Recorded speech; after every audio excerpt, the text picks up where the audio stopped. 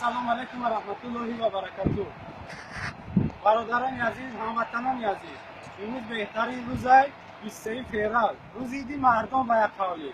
و در این روز همچون روزی یعنی که انتخابات رئیس غیر قانونی تاجیکستان اعلام شده این روز است.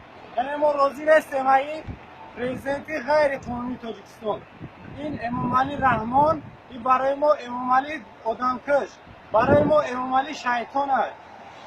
این امام علی که بر سوگند به شیر مادرش خورد، امروز نگاه کنین شیر مادرش توف کرد، شیر مادرش خونالو کرد. رحمانم تو به آدم کشی ما را نمیترسونی، به آدم کشی ما را نمیترسونی، من ایتا نمیترسم. رحمانم تو ظالمی، ما آشکار میگم تو ظالمی، تو آدم کشی، ظالما تویی، قاتلات تویی، تو دزدی، تو حرامخوری، تو کو ما به تو سوگند نمیخورم.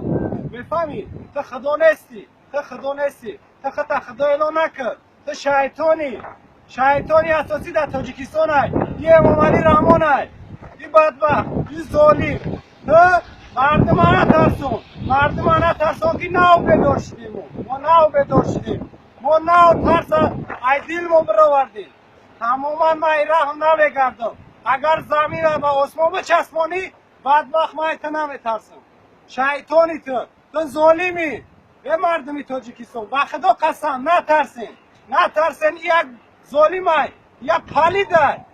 این بدبخت کو تمام شما را میترسونه. ای سالی 91 92 این سال حاضی سال 2016 است، سال 91 92 نیست.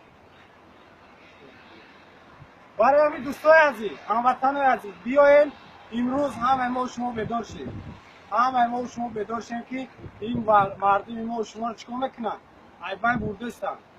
هموطنان عزیز، ای همه شما خواهش التماس، شما خطانه در دوزخ نپرتین.